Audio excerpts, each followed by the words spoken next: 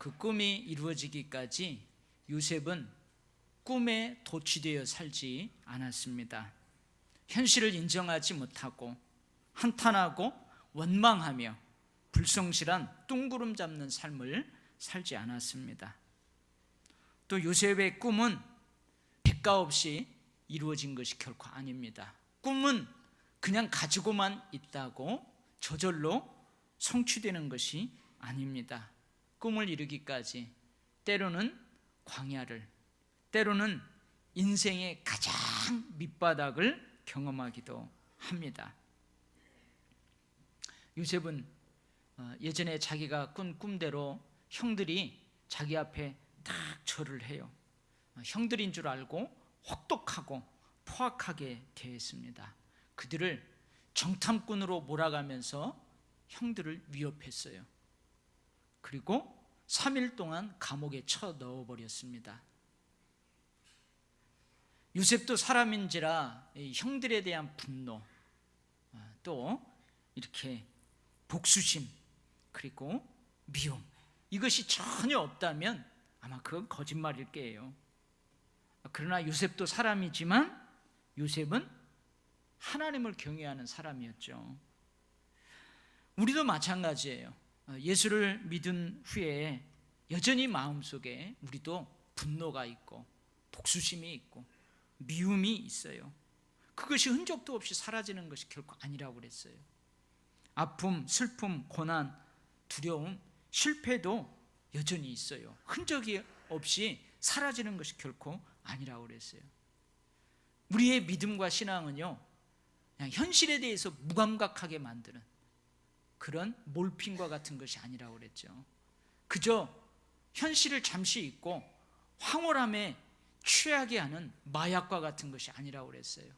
우리의 믿음, 우리의 신앙은 그것을 이겨내게 하는 하나님의 능력이고 성령의 능력이고 울면서라도 극복하게 하는 부활하신 예수의 능력이라고 그랬습니다.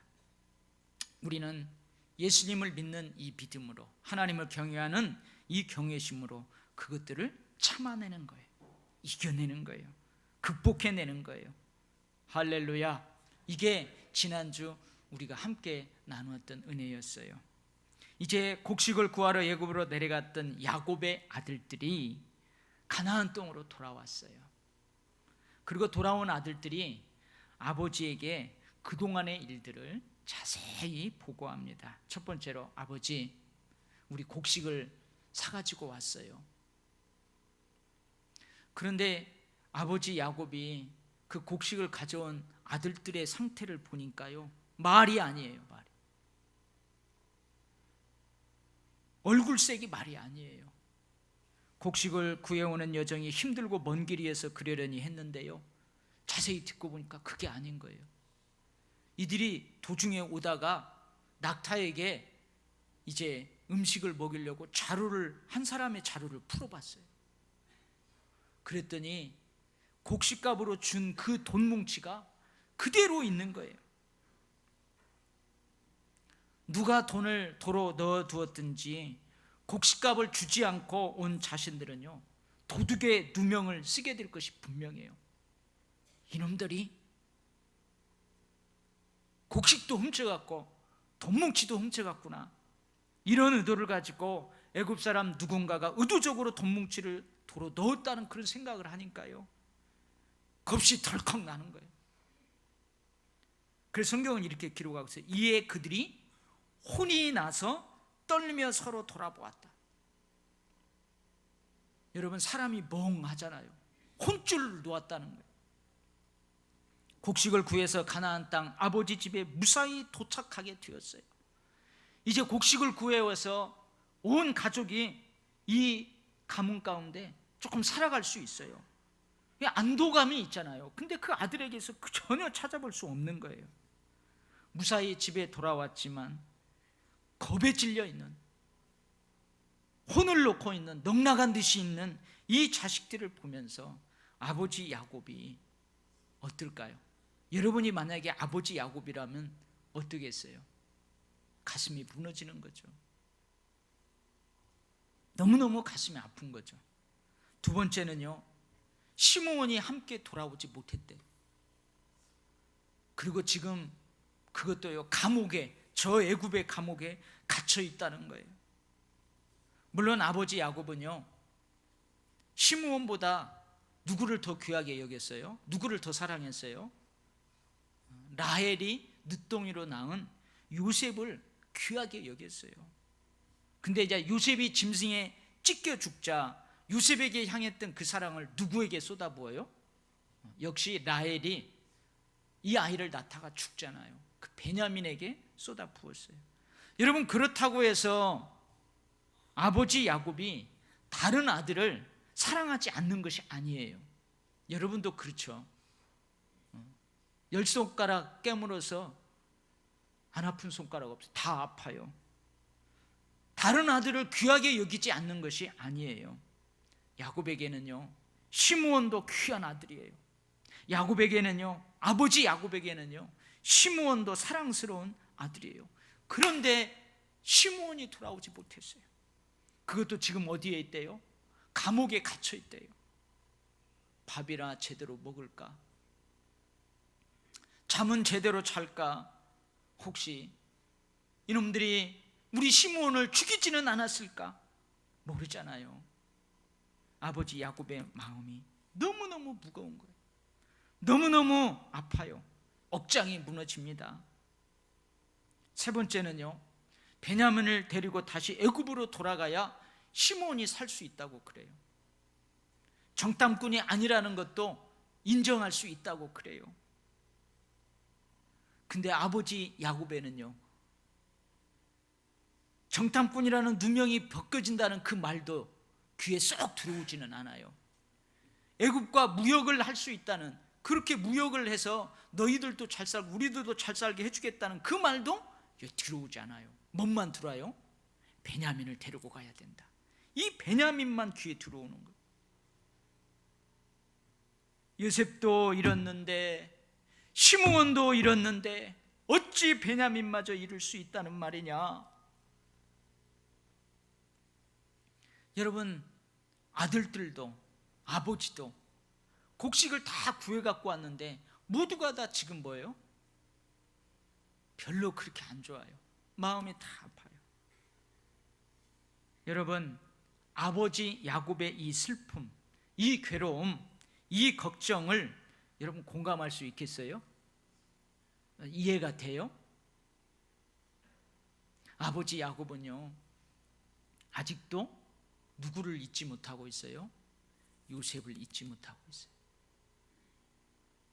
어쩌면 가끔 꿈속에서 요셉이 짐승에 찢겨 죽는 악몽에 시달리는지도 몰라요.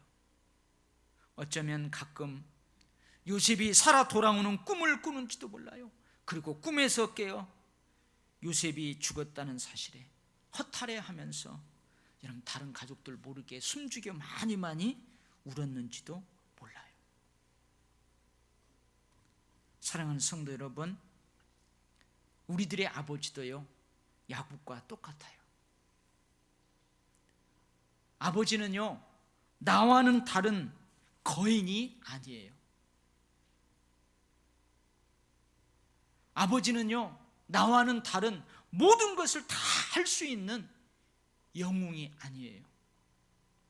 물론 아버지는 나와는 다른 거인인 줄 알았는데 그렇지 않다는 것을 깨닫고 여러분 순간 실망이기도 해요.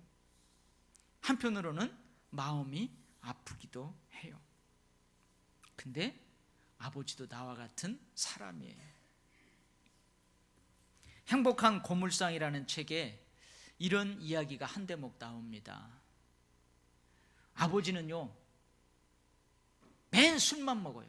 아버지가 할 수 있는 일은 뭐냐면 엄마가 가서 고생 일해가지고 몇 푼 벌어오면 돈 1,000원 받아가지고 저기 가서 막걸리 사 먹는 그 일밖에 할 수 없어요. 무능한 아버지예요. 돈도로 못 벌어오는 무능력한 가장이에요. 자식들 고무신 한 켤레 사줄 수 없는 그런 집안 형편. 그래서 너무너무 가난해가지고요, 저 산동네로 이사를 했어요. 비가 오면 지붕에요 구멍이 이따만하게 나가지고 집 안으로 막 물이 새어 들어오는데도 수리할 돈도 없는 무능력한 가난한 아버지였어요. 자식들을 위해서 아무것도 할 수 없는 무능력한 아버지. 집에 비가 새도 그것을 고칠 줄 모르는 아버지. 고무신 한 켤레 자식들에게 사줄 수 없는 아버지. 그런데요, 어느 비 오는 날 막 천둥이 치고 비가 세차게 몰아치는데요, 아버지가 보이질 않는 거예요. 밤이 늦었는데도 아버지가 아직도 집에 안 들어오는 거예요. 아이고, 또 어디 가서 막걸리 한 잔 드시고 어디 쓰러져서 또 자고 있는 모양이다. 식구들이 걱정이 돼가지고요, 동네 막내 이곳저곳 다 찾아봤어요. 비를 흠뻑 맞으면서 아버지를 찾다가 찾지 못하고 집으로 다 돌아와요.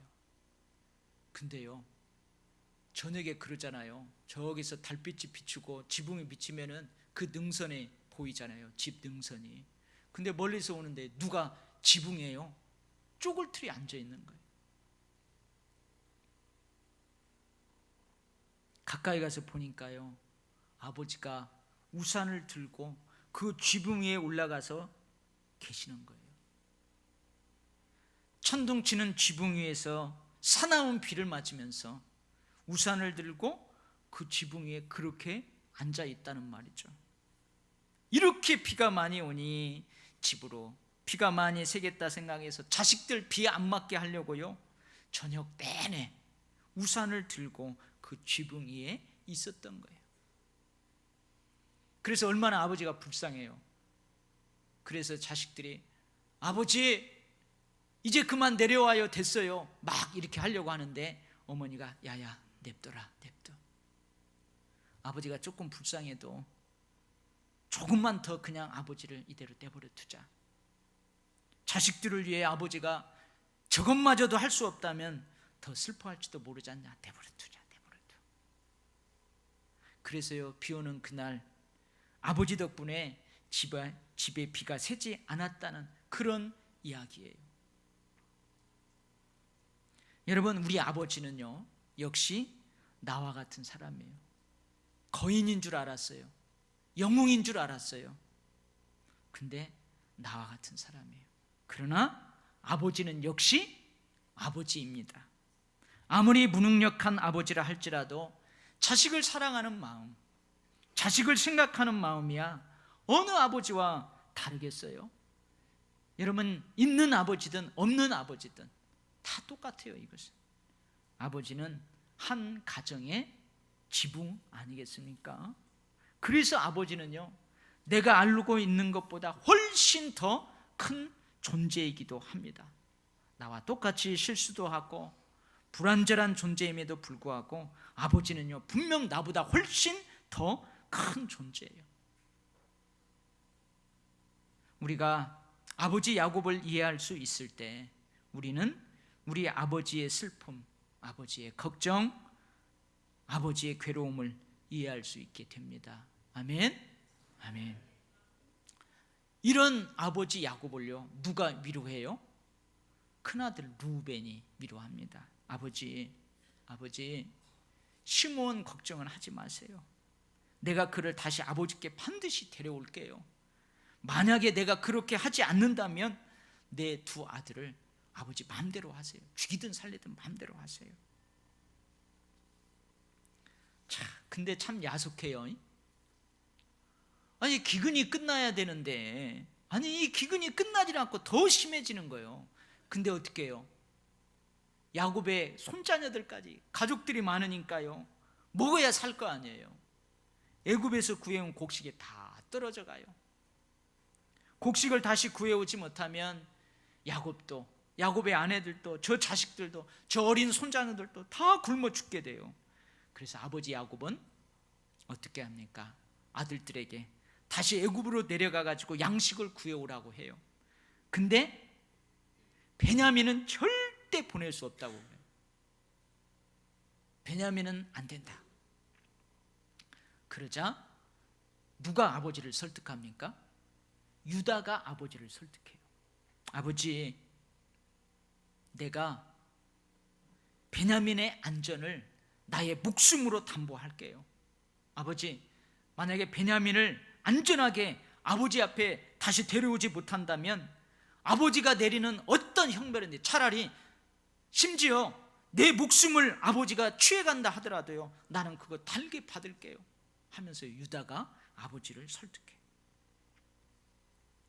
여러분, 이 아버지 야곱을 위해서 아들 루벤과 유다가 하는 행동, 이거 어떻습니까? 여러분 어떻게 생각해요? 사실 아들들은요, 아버지를 지금 속이고 있는 거예요. 아니, 지금까지 속였어요. 요셉이 짐승에 찢겨 죽였다고. 물론 루벤은 어떻게 해서든지 요셉을 살리려고 했어요. 유다도 역시 요셉을 죽이지 않으려고 해서 팔아버리자, 그 앞장을 섰어요. 모두 다 아버지의 그 가슴에 평생 한을 품고 살도록 대못질을 한 자식들이에요. 나쁜 놈들이죠. 그럼에도 불구하고 이 아들들이 조금 달라졌어요. 여전히 아버지를 속이고 있지만 이들은 형제가 있어요. 그리고 아버지의 슬픔, 무거운 고충, 어떻게 해서든지 한번 헤아려 보려고 노력을 하고 있어요. 여러분, 이 루벤과 유다의 이런 행동이 어때요? 여러분이 아버지 같으면 이런 자식들의 행동 어떨까요? 한 아버지가요, 자기 친구에게 자식 자랑을 했어요. 어이 친구, 우리 아들놈이 요즘 가끔 집에 오면서 아이, 이 녀석이 막 소고기를 몇 근씩 사온다네. 좋아하는 거, 자랑하는 거. 그러니까 옆에 있던 그 친구가, 아니 이보게, 아니 자네 아들은 아직 고등학생 아닌가? 아니 그놈이 무슨 돈이 있다고 소고기를 사와? 거짓말 하지 마. 그랬더니, 참 아니야, 참 잘 들어봐, 이것이 웃긴단 말이야. 저 아랫동네 정육점에서 소고기를 사오는데 외상으로 사온단 말이지. 우리 아버지가 돈 드릴 겁니다 그렇게 말해놓고 말이야, 외상으로 사와. 물론 돈은 내가 나중에 다 내지. 저놈의 새끼는 그저 생색만 낼 뿐이야. 아이, 그래도 외상으로 사오는 그 마음이 얼마나 기특하고 예쁜가. 내가 그놈 덕에 요즘 가끔 소고기를 먹는다네 하면서요, 자식 자랑하는 거예요. 아들 여러분, 그래도 부모님에게 루벤과 유다처럼 할 수 있기를 바랍니다. 아멘 소리가 적네요. 아들 여러분, 딸 여러분, 딸이 많은갑다. 그래도 부모님에게 고등학생 아들놈처럼 할 수 있기를 바랍니다. 아멘. 아니, 돈은 내가 내는데 그래도 얼마나 기특하냐고 아들 자랑하는, 이게 부모 마음 아니겠어요? 결국 아버지 야곱은요, 베냐민과 함께 다시 아들들을 애굽으로 보내기로 결단해요. 슬프죠. 괴롭지만, 죽기보다 싫지만 집안 사람들의 생사를 책임져야 하는 게 누구예요? 아버지예요, 아버지. 그래서 자신의 슬픔, 자신의 괴로움을 뒤로하고 베냐민과 함께 아들들을 보내요. 기근은 끝나지 않아요. 오히려 더욱 심해져요. 구해온 곡식은 다 떨어져 가요. 다 굶어 죽게 생겼어요. 여러분, 그렇습니다. 슬프지만, 괴롭지만, 죽기보다 싫지만 그런 감정에 복받쳐서 아버지 야곱은 정신줄을 놓지 않습니다. 현실을 직시합니다. 자신의 두려움, 슬픔, 괴로움, 무거운 고충 때문에 모든 식구들을 굶겨 죽일 수 없잖아요. 여러분, 이게 아버지예요.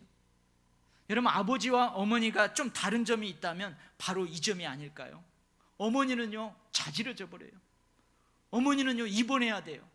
근데 아버지는요, 정신줄을 놓지 않아요. 현실을 직시합니다. 그럼에도 불구하고 집안 사람들의 생사를 책임져야 하는 아버지는요, 그 정신줄을 놓지 않아요. 이것이 어머니하고 아버지하고 조금 다른 점이에요. 그래서 어떻게 해요? 아버지 야곱은요, 갑절의 돈 뭉치를 아들들에게 주어서 보내요. 야곱이 부자거든요. 돈은 많거든요. 갑절의 돈 뭉치를 다시 그 자루에다가 넣어줘요. 그래서 지난번 사온 곡식값, 그리고 이번에 사올 곡식값까지 너희들 다 지불해라. 큰일 일어날까 두렵다. 그렇게 하고 두 번째는 어떻게 해요? 아들들이 그 애굽 땅의 주인이라고 하는 그 사람, 나는 이 대목에서 좀 눈물이 나더라고요. 그 사람이 누구예요? 내 아들이잖아요. 죽은 줄만 아는 요셉이에요. 근데 아버지가 그것도 모르고 아직 아들을 엄하게 대하면서 정탐꾼이라고 위협했던 그 사람에게 귀한 예물을 좀 갖다 주어라. 그래가지고 어떻게 해요? 귀한 예물을 준비해요. 그리고 마지막으로 아버지 야곱은 어떻게 해요? 하나님께 맡기고 기도합니다. 전능하신 하나님, 그 사람 앞에서 죽은 줄만 알았던 내 아들 요셉인지도 모르고, 전능하신 하나님, 그 사람 앞에서 우리 아들들에게 은혜를 베푸셔서 모두 무사하게 하여 주시옵소서. 전능하신 하나님, 시므온도 베냐민도 그리고 나머지 아들들도 모두 다 무사하게 돌려보내줘 주시기에 그렇게 해주시기를 간절히 원합니다 하면서 막 기도해요. 근데요, 아들 보내면서 축복 기도하는 그때만 기도하고 기도 안 했겠어요? 아버지 야곱은요, 모든 자식들이 무사하게 돌아올 때까지 간절히 기도했을 거예요. 아마 저녁에 시간 정해놓고 기도했을 거예요. 아버지 여러분, 가정과 자녀들을 위해서 내가 할 수 있는 일은 최선을 다하는 그 아버지, 그런 아버지가 되시기를 바랍니다. 역시 아멘 소리가 적네요. 딸들이 많은가요? 딸 여러분, 아니 어머니가 많은가 봐요. 어머니 여러분, 가정과 자식들을 위해서 내가 할 수 있는 일들은 최선을 다하는 어머니가 되시기 바랍니다. 그리고요, 가정과 자녀들을 위해서 하나님께 은혜를 간절히 구하는 그런 기도하는 아버지가 되시기를 바랍니다. 아멘. 오늘 본문이 길어가지고요, 제가 설교를 짧게 준비를 했어요. 마지막에 여러분, 지금부터 하는 이 이야기는 여러분들 중에 어떤 분들은 옛날에 한번 들었을 만한 이야기예요. 그래서 내가 한 아버지의 이야기를 해주고 설교를 마치려고 그래요. 자녀들을 고아원에 다 맡겨버렸어요. 그리고 시골집에 숨어 지내다시피 하는 아버지가 한 분이 있었어요. 근데 이 아버지는요, 얼굴에는요, 그 이지선인가 그 있죠, 그 차량 사고로 해가지고 화상을 입은, 끔찍하죠 보기에. 근데 그 보기에도 흉측하고 끔찍한 화상 자국이 있는 아버지였어요. 고아원에서 자라는 자식들은요, 아버지가 우리를 버렸다 원망하면서 자랐어요. 무책임한 아버지, 어떻게 아무리 그런다고 우리를 고아원에 버려. 원망할 뿐만 아니고요, 아버지를 미워하면서 그렇게 고아원에서 이를 악물고 얘네들이 자라요. 근데 어느 날 고아원에 있을 때 아버지가 한번 찾아왔어요, 고아원에. 근데 애들이요, 아버지를 딱 봤는데요, 차마 눈 뜨고 볼 수 없을 정도로 아버지의 얼굴이 너무너무도 끔찍했어요. 그래서 아버지가 원망스럽기도 했고 밉기도 했고, 또 그렇게 끔찍한 모습이 보기 싫어가지고는 다시는 오지 말라고, 보기 싫다고, 꼴도 보기 싫다고 그렇게 아버지를 잊고 살았어요. 여러분, 이런 자식들 잘 돼야 돼요, 못 돼야 돼요? 근데 다행히요, 이 자식들이 열심히 그 고아원에서도 이를 악물고 살고 고아원에 나가더니요, 행복한 가정을 이루게 되었어요. 잘 살게 되었어요.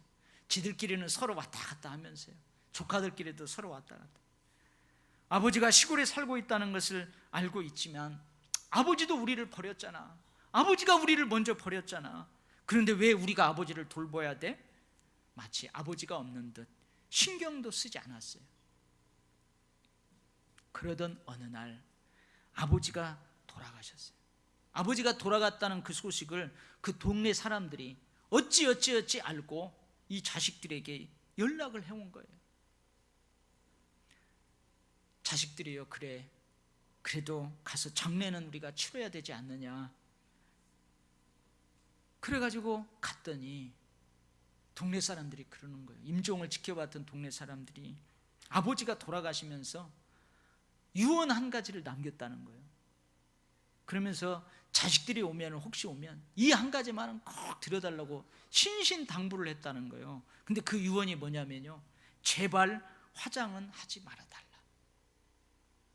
제발 화장은 하지 말아달라. 여러분, 살아있을 때도 아버지 한 번 안 찾아갔잖아요. 근데 죽어서 무덤을 만들어 오면은 거기 자식들이 찾아가겠어요? 그래서 야, 우리 그냥 누가 무덤을 돌보겠니? 그래가지고 유언을 무시하고 그냥 화장을 해버렸어요. 그래서 어딘가에다 그냥 뿌렸어요. 그리고 이제 집에 돌아와서 그래도 아버지가 사는 그 집 정리를 해요. 옷도 다 태우고 물건도 다 싸질렀고, 그러다가요, 그 아버지가 쓴 일기장이니 뭔지 노트 한 권을 발견하게 돼요. 근데요, 그 노트에는요, 아버지가 화상을 입게 된 그 사연이 기록되어 있었어요. 어린 아이들이 집에서 놀다가 불장난을 하다 그만 불이 온 집안을 다 덮어버렸대요. 밖에서 일하던 엄마 아빠가요, 깜짝 놀래가지고 정신이 없이 막 뛰어들어와서 이 아이들을 끄집어내는데, 그 끄집어내다가 엄마는 불타서 죽고 이 아이들을 등에 업고 나오는 아버지는 온몸에 화상을 입게 되었대요.